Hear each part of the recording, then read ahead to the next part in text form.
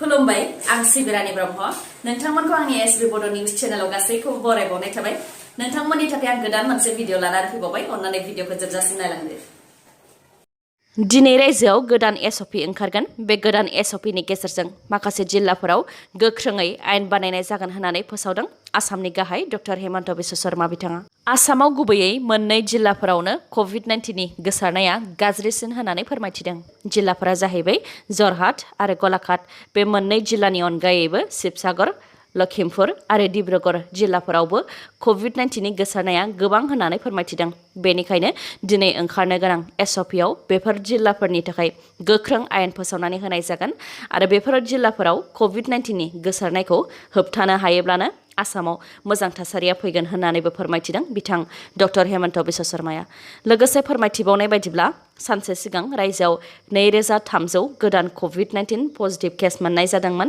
बेनिनो जरहाट आरो गलाघाटनिफ्राय गासै 600 COVID-19 पजिटिभ केस मोननाय जादों बेनिखायनो बे मोननै जिल्लानि सायावनो गोख्रोङै नोजोर होनाय जागोन होननानैबो रोखायै बुंथिदों बिथां डक्टर हेमन्त बिश्व शर्माया BTC आव UPPL नि सोरखारानो रैखाथि थागोन फैगौ 5 बोसोरसिम BTC आव प्रमद बर' दैदेननाय UPPL सोरखारानो थागोन बे खोथाखौ रायजो BJP नि आफादगिरि MLA भबेश कलिता बिथाङा बुंथिदों बिथाङा रोखायै बुंथिदों दि आसामाव BJP AGP आरो UPPL आ जयै सोरखार दादोंमोन दाबो जयैनो थागोन आरो फैगौ 5 बोसोरसिमबो प्रमद बर'नि दैदेननाय UPPL सोरखारानो BTC आव थागोन बिथां MLA भबेश कलितानि अनगायैबो आसामनि गाहाय डक्टर हेमन्त बिश्व शर्मा बिथाङाबो बे रावखौनो फोरमायथिदों डक्टर हेमन्त बिश्व शर्मा बिथाङा खौरांगिरिनि सिगाङाव बुंथिदों दि बिथाङा बे समाव रावबो राजखान्थि हान्जाजों राजखान्थिनि सोमोन्दै जेबो सावरायलायाखै बे समाव आसामाव BJP हान्जाया मोन 75 मासि दंखायो आरो मोनथाम बियाबाव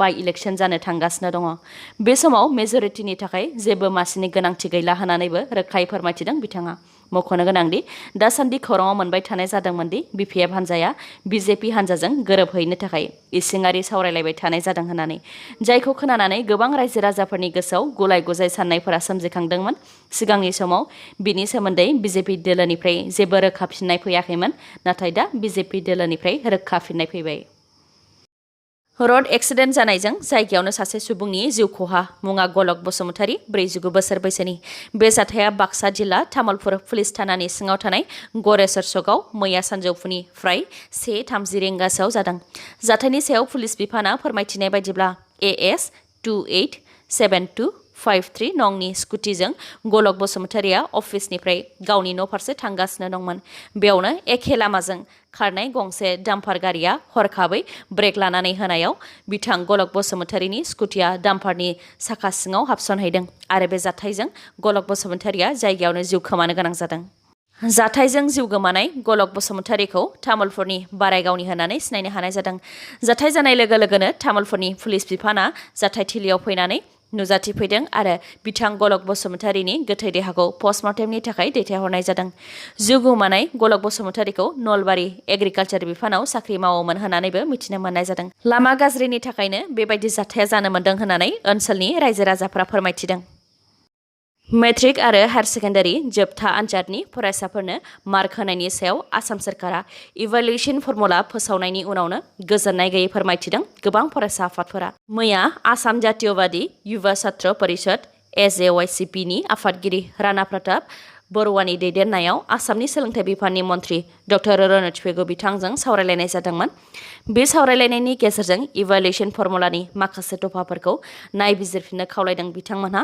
लोगोसे बिथांमोनहा फरायसाफोरनि इयुनखौ नोजोर होनानै माखासे दाबि खालामदों जेरै मेट्रिक आरो हायार सेकेन्डारिनि थाखाय स्पेसियेल आनजाद खुङोब्ला सेप्तेम्बरनि गिबि सानफोरावनो आनजादखौ खुंथारनो थाखाय खावलायदों मानोना 31 जुलाइआव CBSE निया रिजाल्टखौ फोसावगोन अब्लानो गासै भारतआवनो गोजौ सोलोंथाइ लानायनि थाखाय मुं थिसननाय एबा एडमिशना जागायजेनगोन आरो बेनि उनावनो गोदान थाखोनि थाखाय फरायनाया जागायगोन बेबायदि बेलायाव आसामाव मेट्रिक आरो हायार सेकेन्डारिनि आनजादखौ उनाव खुङोब्ला फरायसाफोरा स्पेसियेल आनजादनि थाखायसो थागथियारि जानोना गोदान थाखोनि गोदान आयदासो फरायनो जागोन होननानै बुंथिदों बिथांमोनहा आरो जुदि स्पेसियेल आनजाद खुङाब्ला इभालुएसन फर्मुलानि गेजेरजोंनो मोननो हानाय सार्टिफिकेटजों टेटजों लोगोसे गासैबो साख्रिनि थाखायनो गनायजानाय खालामनानै होनो नांगोन होननानैबो दाबि खालामदों बिथांमोनहा बेनि अनगायैबो सानसे सिगां आसामनि गाहाय डक्टर हेमन्त बिश्व शर्मा बिथाङा बुंथिदोंमोन दि देग्लाय पास जानाय फरायसाफोरा 90, 95 आरो 100 जौखोन्दोसिमहालागै मोनगोन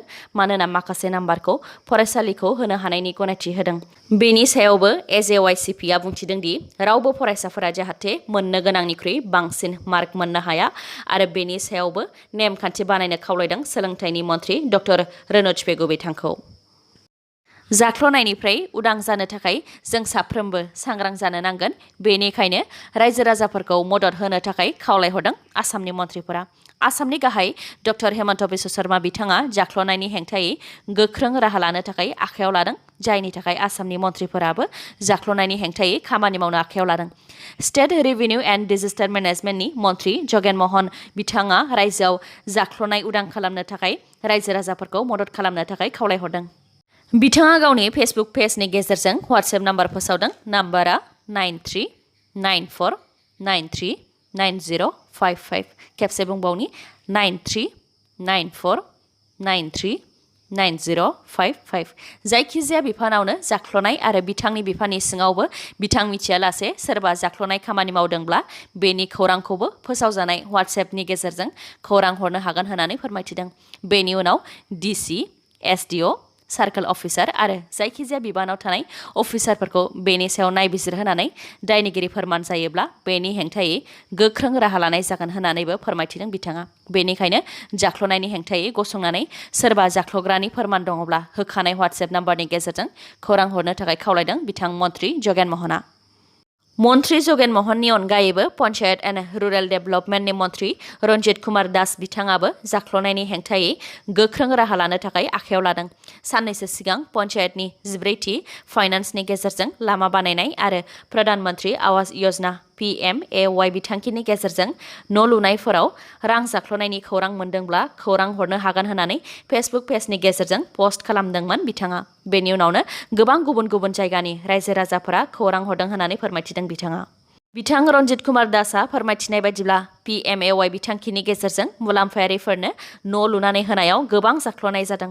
मोसौ खाग्रा आरो ओंखाम संग्रानि सावगारि दिन्थिनानै माखासे मोजां नखरनि सुबुंफोर आरो पाक्कानि न' थाखानायफोरनोबो रां जाख्ल'नानै PMAY बिथांखिनि गेजेरजों न' लुनानै होदों आरो बे जाख्ल'नाय खामानियाव पन्चायतनि मावथिफोरनि आखाइ दङ। बेनिखायनो सोरबाफोर मोननो गोनां नङियाबो न' मोननो हादोंब्ला बे खौरांखौ रन्जित कुमार दासनि फेसबुक पेजनि गेजेरजों लिरहरनो खावलायदों। नङाब्ला खाथिनि पुलिस थाना, ब्लक अफिस आरो DC अफिसफोरावबो लिरनानै खौरां हैनो हागोन होननानै फोरमायथिदों बिथाङा। फिलिपिन्सआव गिख्रंथाव मिलिटारिफोरनि उरां जाब्रबथाय। बे जाथायजों दासिम सा 45 सुबुंनि जिउ खहा जानाय रिपर्टआव मोननाय जादों। सा 45नि मादाव सा 42 आर्मि जवानफोर आरो सा 3 नोगोरारिफोर। रिपर्टनि बायदिब्ला मिलिटारिफोरनो बेसिक ट्रेनिं होखांनायनि उनाव खोला कागियान डि अर' सिटिनिफ्राय सुलु प्रभिन्सआव पस्टिंनि थाखाय मिलिटारिफोरखौ उरांनि गेजेरजों लानानै थांदोंमोन। बेयावनो सुलु प्रभिन्सनि पाटिकुलनि बांखाल गामियाव मिलिटारि एयारक्राफ्टआ क्रेश जादों। पाटिकुल ओनसोला हाजो जायगा, जायनि थाखाय एयारक्राफ्टआ लेन्डिंनि समाव रानवेखौ बारलांनानै गाहाय फारसे गोग्लैलांदों। बेयावनो क्रेश जादों। फोरमायथिनाय बायदिब्ला बे मिलिटारि एयारक्राफ्टआव सा 96 जवानफोर दंमोन। बेनिनो सा 3 पाइलट, सा 5 क्रिउ मेम्बारफोर आरो आद्राया आर्मि पार्सनेल। बे गिख्रंथाव उरां जाब्रबथाय जानायनिफ्राय खामबाय थानाय उरां सिंनिफ्राय दासिम गोबां जवानफोरखौ रैखा खालामनो हानाय जादों आरो बिथांमोनखौ फाहामथायनि थाखाय देहा फाहामसालिसिम दैथायहरनाय जादों। माखासेखौ दासिमबो नागिरनानै मोनाखै होननानै खौराङाव मोननाय जादों। बिटिआरनि सिङाव बियाबफोरा बायलाय फानलायबो सोलियो नामा? आसाम बिधान सभानि 69 नं अदालगुरि ST बियाबा निलाम जानो थांगासिनो दङ। अदेबानि थाबैनो अक्सन होजागोन। बे रावा आं बुंनाय नङा। UPPLनि हरिसिङा बियाबनि MCLA सन्जय सरगियारि बिथाङासो गावनि फेसबुक एकाउन्टनि गेजेरजों बे खोथाखौ फोरमायथिदों। UPPLनि MCLA सन्जय सरगियारि बिथाङा गावनि फेसबुक एकाउन्टनि गेजेरजों लिरदों दि थाबैनो आसाम बिधान सभानि 69 नं अदालगुरि बियाबा निलाम जानो थांगासिनो दङ। गोसो गोनां बायगिरिफोरा बाहागो लानो हागोन जेब्ला निलाम होनायनि अक्ट'आ थि जागोन। मख'नो गोनांदि 69 नं अदालगुरि बियाबाव गबिन्द चन्द्र बसुमतारी बिथाङा UPPLनिफ्राय MLA महरै देरहासारनो हादोंमोन। जेब्लासिम मन्थ्रिनि बिबान मोना अब्लासिम 19 नं अदालगुरि बियाबाव गबिन्द चन्द्र बसुमतारी बिथाङानो MLA महरै थाथ'गोन होननानै बिटिसिनि गाहाय प्रमद बर' बिथाङा बुंथिदोंमोन। नाथाय दा गबिन्द चन्द्र बसुमतारी बिथाङा मन्थ्रिनि बिबान मोनिलाय MLAनि बिबानखौ एंगारनो हागौ। बेनिखायनो 19 नं अदालगुरि बियाबाव बिसायख'थि जाफिननायनि इसारा होदों UPPL MCLA सन्जय सरगियारि बिथाङा। दा समाजा खोन्थासिगोन आसाम बिधान सभानि 19 नं अदालगुरि बियाबखौ सोर आरो सोरनो फाननायनि खोथाखौ फोरमायथिदों बिथाङा। जानो गोनां टकिअ अलिम्पिक्सनि थाखाय इन्डियानि गेलेगिरिफोरनि फार्स्ट बेट्चखौ इन्डियान अलिम्पिक्स एस'सिएशना फैगौ 17 जुलाइआव दैथायहरनो थांखि लादों।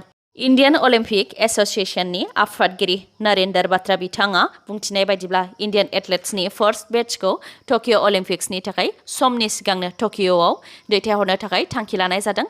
जाहाथे इन्डियानि गेलेगिरिफोरनि क्वारेन्टाइन आरो ट्रेनिंनि जेंनाखौ सम मथे सुस्रांनो हायो आरो बेनि थाखाय इन्डियान अलिम्पिक्स एस'सिएशना टकिअ अलिम्पिक्सनि अथ'रिटिफोरजोंबो सावरायलायदों होननानै फोरमायथिदों बिथाङा। मख'नो गोनांदि टकिअ अलिम्पिक्सआ 23 जुलाइनिफ्राय 8 आगस्तनि गेजेराव जागोन। केन्सार बेरामिफोरनो साफायाव 20,000 राङै चेक राननानै होदों आसाम बिधान सभानि बुंथिगिरि बिस्वजित दैमारिया। बिथाङा खौरांगिरिफोरनि सिगाङाव फोरमायथिदों दि केन्सार बेरामिफोरा आसाम सोरखारनिफ्राय रां अनसुंथाइ बिदोंमोन। बेनिखायनो आसाम सोरखारनिफ्राय बिथाङा गावनि बियाबनि सिङाव थानाय सा 37 केन्सार बेरामिफोरनो साफायाव 20,000 रांनि चेकखौ राननानै होदों। भेरगावआव थानाय बड'लेण्ड आलासि जिरायसालि हलनिफ्रायनो मैया बे रांनि अनसुंथाइखौ आखाइ आखाइ राननानै होदों बिथां बिस्वजित दैमारिया आरो उननि समाव केन्सार बेरामिफोरनि न' थांनानै रांनि अनसुंथाइखौ राननानै हैगोन होननानैबो फोरमायथिदों बिथाङा। Union ministry of road transport and हाइवेसआ ड्राइभिं लाइसेन्स बानायनायनि सायाव माखासे गोदान नेमखान्थि फोसावदों। RTO अफिसाव ड्राइभिं टेस्ट होआलासेनो दानिया ड्राइभिं लाइसेन्स मोननो हासिगोन। बेनि थाखाय union ministry of road transport and हाइवेसजों गनायथि होजानाय ट्रेनिं सेन्टारफोराव ट्रेनिं लानो नांगोन। गनायथि होजानाय ट्रेनिं सेन्टारफोराव हाई क्वालिटि एबा गुन गोनां ड्राइभिं ट्रेनिं होनायनि थाखाय टेस्ट ट्रेक आरो सिमुलेटर्स थागोन। लाइट मटर भेहिकलनि थाखाय ड्राइभिं कर्सआ 4 सप्तानि थाखाय जागोन, जेराव थिउरि आरो प्रेक्टिकेलखौ लानानै 29 घन्टानि थाखाय ट्रेनिं होनाया जागोन। मिडियाम आरो हेभि मटर भेहिकल ड्राइभिं कर्सआ 6 सप्तानि थाखाय जागोन, जेराव प्रेक्टिकेल आरो थिउरिखौ लानानै गासै 38 घन्टानि ट्रेनिं होनाया जागोन। ड्राइभिं ट्रेनिं होनायनि अनगायैबो ट्रेनिं लाग्राफोरखौ गारि सालायनाय समाव लामायाव गुबुनफोरजों माबोरै आखु दिन्थिनांगौ बेनि सायावबो ट्रेनिं होनाय जागोन। मख'नो गोनांदि ड्राइभिं ट्रेनिं सेन्टारनिफ्राय मोननाय सार्टिफिकेटआ 5 बोसोरनि थाखाय गनायजागोन, बेनि उनाव रिनिउ खालामफिननो नांगोन। Ministry of road transport and हाइवेसआ एक्सिडेन्ट जानाया बांनायखौ नोजोर होनानै हादोराव गारि सालायनायनि सायाव मोजां ट्रेनिं होनो थाखायनो बे थांखिखौ लादों होननानै फोरमायथिदों। हाग्रा बिफाननि सानै मावथिखौ गान्दा गं लाखुमानायनि दायाव हमदों। काजिरङा नेशनेल पार्कनि बैचामारी केम्पनि सानै हाग्रा बिफाननि मावथिफोरखौ गान्दा गं लाखुमानायनि दायाव हमदों आरो बिसोर सानैखौबो गान्दा गंनि फालांगि खालामखुमानायाव आखाइ दङ होननानै सन्देह खालामनाय जादों। हमजानाय हाग्रा बिफाननि सानै मावथिफोरनि मुङा फारियै सनिया अरां फरेस्ट गार्ड आरो दिपेन कुमार नाथ हम गार्ड। रिपर्टनि बायदिब्ला थांनाय बोसोरसे सिगां बैचामारी केम्पनि हाग्रा बिफाननि हान्जाया गान्दा गं हमदोंमोन। बेनिनो थब्रै गान्दा गंखौ अफिसियेलि जमा खालामदोंमोन। बेनिफ्रायनो हमजानाय सानै हाग्रा बिफाननि मावथिफोरा गान्दा गंनि माखासे थुख्राखौ लाखुमादोंमोन। दा नायबिजिरनायनि गेजेरजों गान्दा गं लाखुमाग्रा सानैखौबो हमबाय आरो बिसोर सानैनि हेंथायै केस रेजिस्टारबो खालामनाय जाबाय। फोरमायथिबावनाय बायदिब्ला थांनाय बोसोरनिफ्राय दासिम बे केसनि सायाव 10 हाग्रा बिफाननि मावथिफोरखौ हमनाय जाबाय। दिनैनि भिडिअआ एसेनोसै। गाबोन आरो गोदान भिडिअजों लोगो मोनफिनबावगोन। नोंथाङा दासिमबो आंनि चेनेलखौ साबस्क्राइब खालामाखैबा अन्नानै साबस्क्राइब खालामदो, लोगोसे लाइक, कमेन्ट आरो शेयार खालामनो दाबाव। गोजोन्थों।